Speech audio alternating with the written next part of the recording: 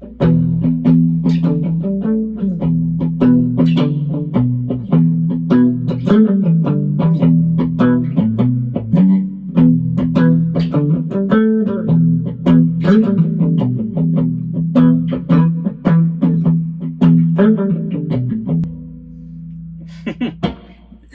making that up as I go, but we'll get better.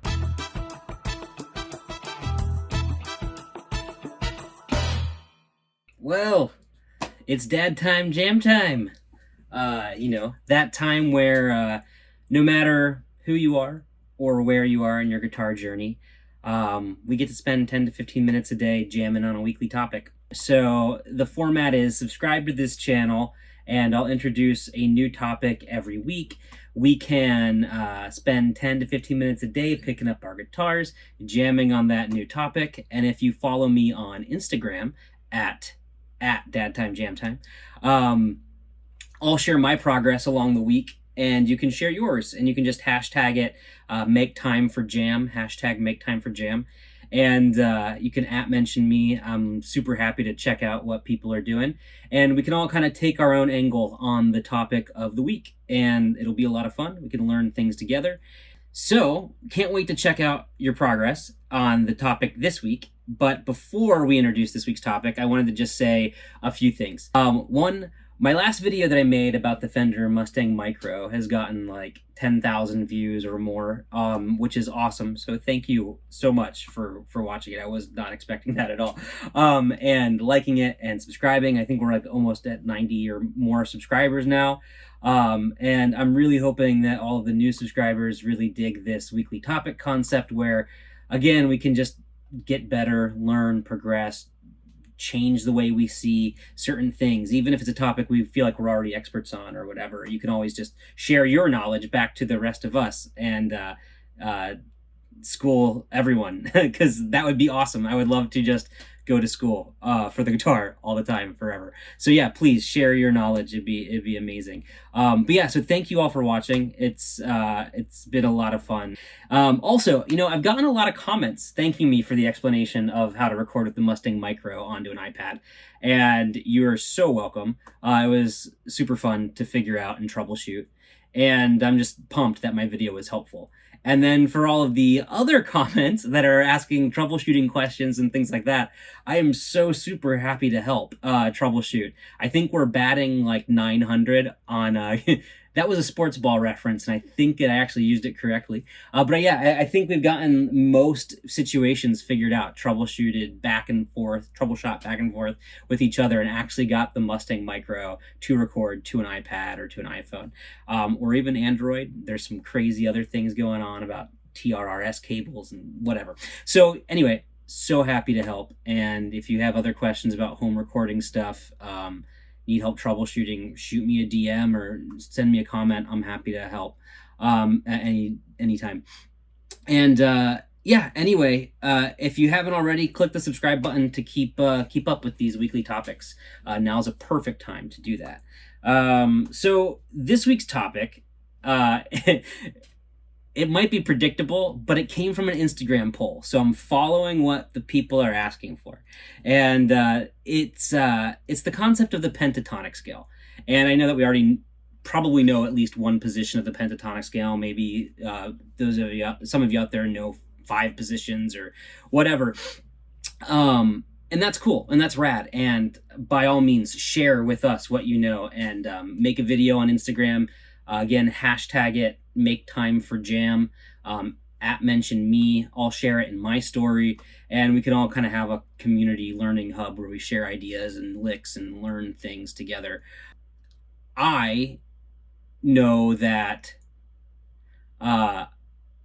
every week it can be daunting to learn something new, but it's also daunting to pick your guitar up and not know where to start. And so hopefully this just kills that sort of blank canvas paralysis. So it's like, even if I'm just sitting down to play the guitar for 5 minutes, I can pop over to Make Time for Jam and see what people are working on. Anyway, so this week's is the pentatonic scale. The idea here is that I'll seed some ideas of where we can start, and then wherever we go, we go.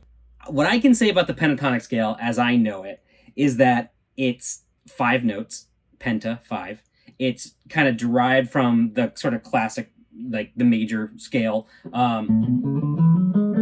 all you're doing is kind of removing a couple notes out of that, like the so if this is 1, 2, 3, 5, so you're taking the 4 out, 6, 8, this is back to 1, so you're taking the 4 and the 7 out. And so I don't even know that by memory, I just figured that out. So I know a little bit, but not a lot, and we can all learn that together. And so you can kind of think of the pentatonic scale, you may have heard it more like this, which is the minor version of the pentatonic scale. Which is kind of derived from the natural minor or something like that. It's the 6th note in the... Yeah, something like that. Anyway, I'm not the music theory instructor by any means, but feel free to, again, share your knowledge and make a video and post it on Instagram, hashtag MakeTimeForJam. But anyway, so I think like one of the things that I'm not great at is how all those pentatonic shapes sort of fit together up and down the neck. I know the 5 shapes, but to kind of connect them all and play horizontally up and down the neck, I think that's like this week, that's something that I can work on. And I think I'm going to work on it by just kind of reframing or relearning the shapes in my head, because it's been a while since I've thought about it. But also, so that's like number 1, like just what are the 5 positions? And how are they kind of connected to each other? Number 2, I think this week is going to be how do those 5 positions kind of interlink? Like if I were to start from here and go all the way up without kind of repeating notes of each shape, what does that look like? And then, yeah, I mean, I think that'll, and then like if I just throw a loop down, can I kind of use that pentatonic scale, the different positions, the shapes over the loop that I play? And so I'll share a loop. I'll put that here on YouTube, and then I'll also put a loop on Instagram, and it'll maybe it'll have drums or bass on it. I don't know. But it'll at least be something to kind of drone and play along to, and just sort of practice the different shapes and things. And like that's kind of where I'm starting. And so to kind of dig in a little bit deeper. When I think of the pentatonic scale, like I said, I kind of think of the minor shape, which is like if I'm at the 5th fret and I kind of commit one finger to each fret, so like 5, 6, 7, 8 on the low E string here, then I kind of can play it like 5, 8, 5, 7 on the 5th string, 5, 7 on the 5th string, or on the 4th string, 5, 7 on the 3rd string, 5, 8 on the 2nd string, and 5, 8 again on the 1st string. So I can kind of just commit each finger to a fret and go 1, 4, 1, 3, 1, 3, 1, 3, 1, 4, 1, 4, all the way down. And then I can kind of move up to the next position, which starts, so if on the 4th, with the 4th, it starts on the 8th fret if I'm in A minor. So it's where my pinky went down on the low E string. I just scooch up there and start it on my 2nd finger. So I was playing it with my pinky, now I'm playing it with this, so like that. And now it's my 2nd finger, pinky, 1st finger, pinky, 1st finger, pinky, 1st finger, ring finger, middle finger, pinky, middle finger, pinky. So 2, 4, 1, 4, 1, 4, 1, 3, 2, 4, 2, 4. And in terms of frets numbers, it's like 8, 10, 7, 10, 7, 10, 7, 9, 8, 10, 8, 10. And so those are all the same notes in that shape. Those are all the same notes as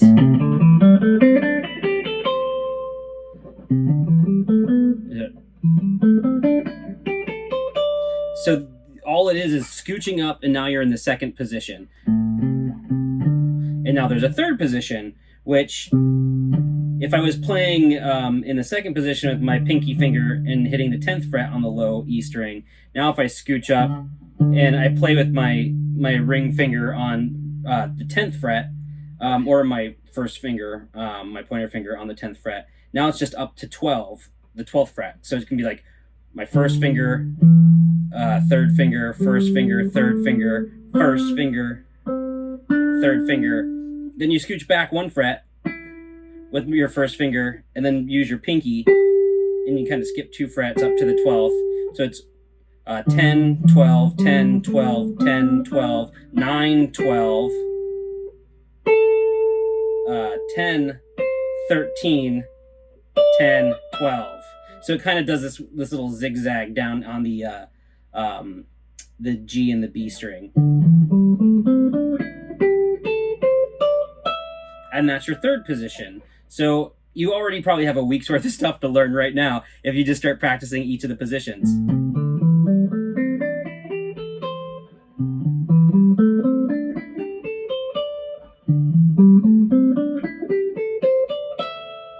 And now there's a fourth position. So the fourth position starts on the 12th fret of the A minor.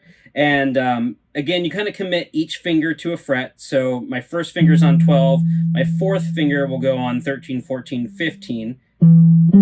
So 12, 15, 12, 15. So it's kind of like the first position, except you're up one more note. Then it's 12, 14. 12, 14, then 13, 15, then 12, 15. So and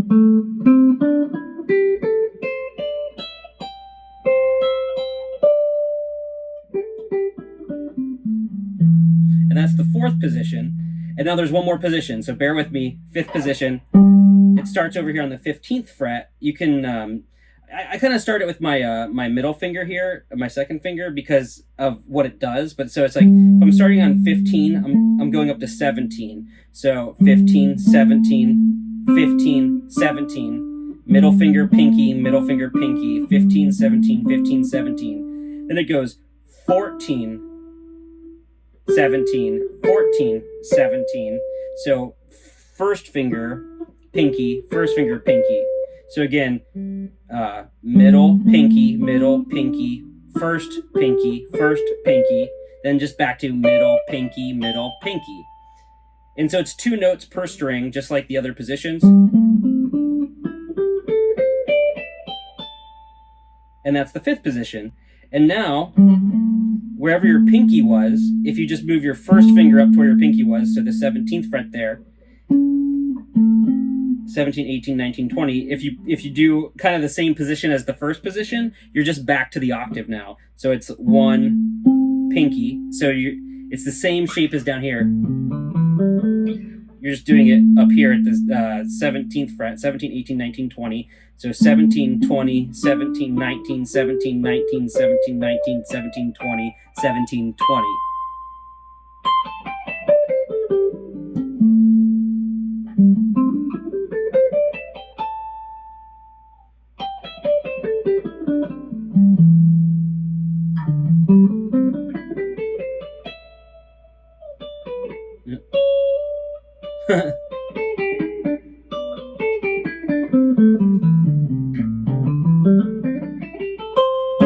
So you can see, I don't know it by heart back and forth, but I understand the concepts and I know the positions and the shapes. And so the question becomes now, what can I do with that? And how can I drill that into my head and all that kind of stuff? One thing I was trying was kind of learning how each shape connected to each other horizontally. So if I just start at the root, open E, so now I'm going to go to E minor. And E minor is actually really easy to play too, because if you think about what you're doing in A minor with that first position, your first finger stays on the same fret the whole time. So it goes 1, 4, 1, 3, 1, 3, 1, 3, 1, 4, 1, 4. So the backstop, if you will, the notes closest to the headstock throughout that shape are all on the same fret, which means if you do E minor, it's just all the open notes. So all you're doing is playing the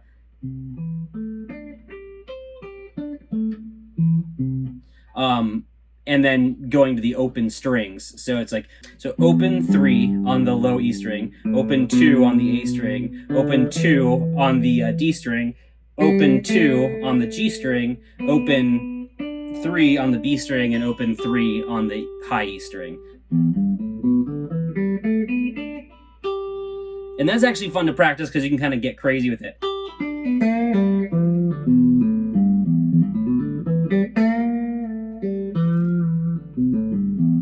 Do some bends or something, I don't know. And that was just playing the 2 bottom notes at the same time and then pulling off. So I'm just at the 3rd fret with my middle and my ring finger, and then kind of bending as I go down. But anyway, that's E minor. So now if I think about E minors, I can think of how they're connected by starting at the 2nd position and going down.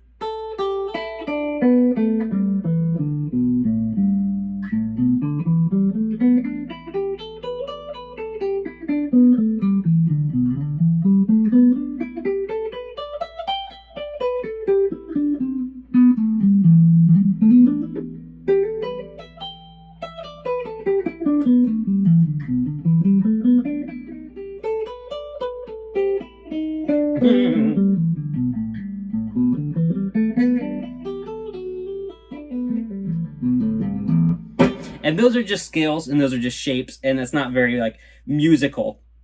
But at least it kind of like, I start to see what notes I play and what notes I don't, and then I can kind of go from there and maybe just start experimenting a little bit. So if I'm doing like an E minor,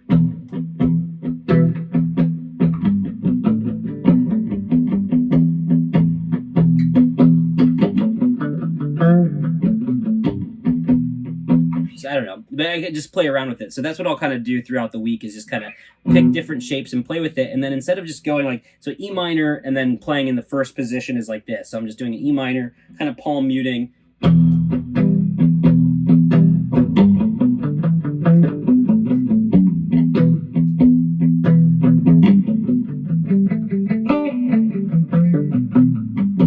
And then just playing that 1st position. But now that I know the 2nd, the 3rd, the 4th, and the 5th positions, and I know that, hey, like E minor 5th position starts right here at almost at the octave. So the front stop of the E minor at the octave of the 5th position, the front stop becomes the back stop of the 1st. So what I mean by that is, if this is the 5th position, all the notes closer to the body were all on the 12th fret. And that's because the 1st position, all on the 12th fret, that's the backstop. So the notes of the 1st position closest to the headstock. And so you can start to see, okay, the positions share the link of where they start and end together, and that's kind of how they link together. So then if I'm doing this E minor thing,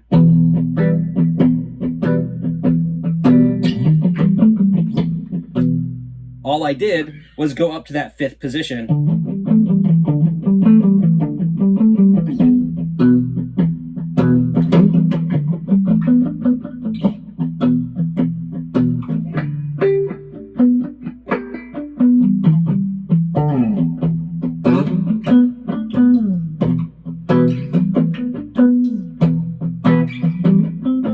Oops. And see, that note is not part of the pentatonic scale. So it sounded not great.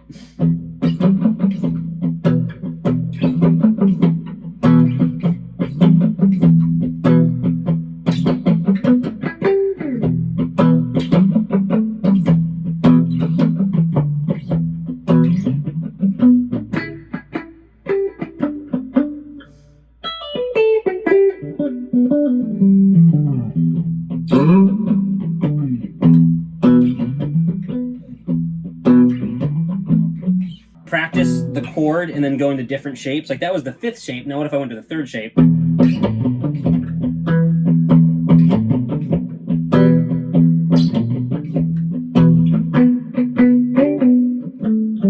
And you can see how if I go to like the 3rd shape, It sounds different than if I go to the fifth shape. So it's...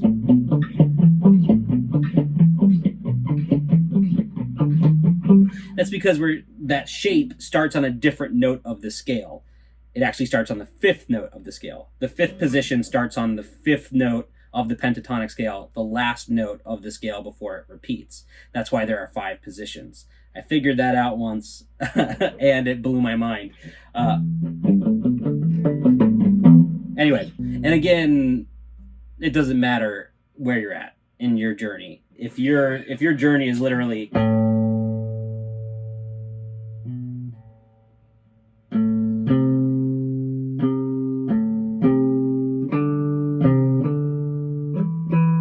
I would love to see a video and just chat and hear about how it's going and talk about what kind of guitar you're playing and talk about what kind of amp you're playing. Right now, this is a Bonneville.